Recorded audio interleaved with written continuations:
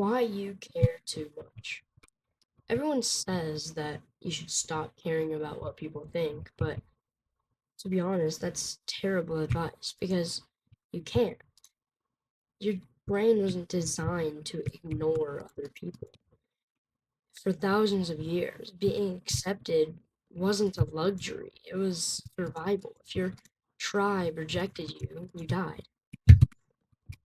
So even today, a strange look from a coworker, or a text left unread, or even a conversation left slightly awkward, it it feels like a genuine threat. Your body reacts before your mind even has a chance to think. Your problem isn't that you care. The problem is that somewhere along the way your self-worth became outsourced.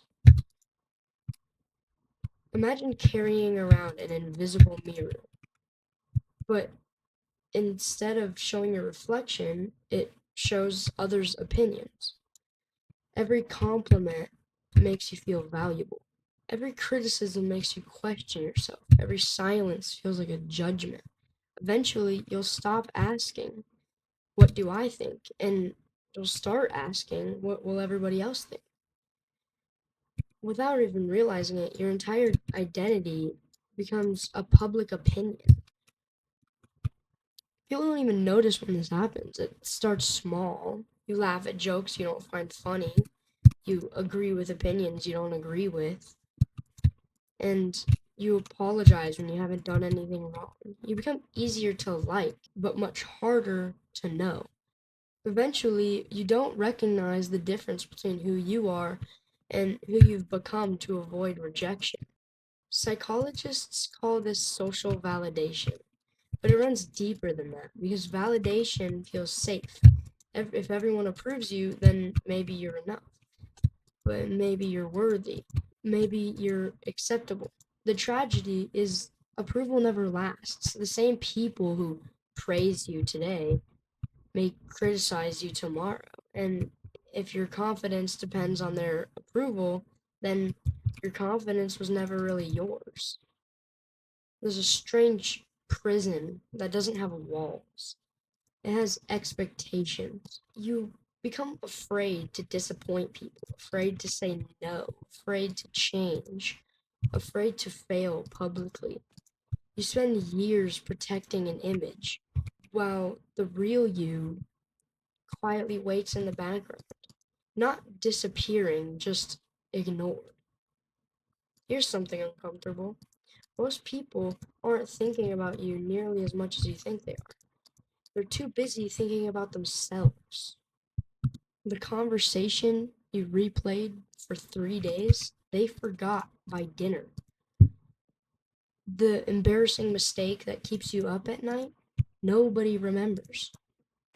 Everyone is the main character of their own story, and very few people will spend much time reading yours. So, why does it still hurt? Because your brain mistakes uncertainty for danger. When you don't know what someone thinks of you, it fills in the blanks, usually with the worst possible answers. That's why silence can feel louder than criticism.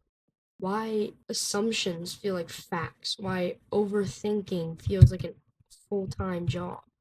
The irony is, the more desperately you try to be liked, the less authentic you become. And authenticity is usually what people connect with in the first place.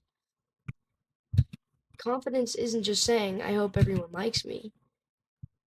Confidence is saying some people won't and still surviving anyway. Think about the people you admire. Not because they're perfect, but because they're real. They have opinions, boundaries, flaws. They disappoint people. They make mistakes.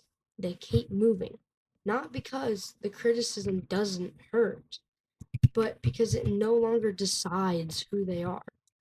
Freedom doesn't happen when everyone approves you. That day never comes. Freedom begins the moment you realize your value cannot be voted on. Not by strangers, not by friends, not by family, not even by the version of yourself that's impossible to satisfy. You'll still care. You always will. You're human. Your goal is never to stop caring. Your goal is to stop handing strangers the pen that's writing your identity. Because once they stop holding the pen, you finally get to write your own story. And you'll discover the person that you've been trying so hard to become was waiting underneath everyone else's expectations all along.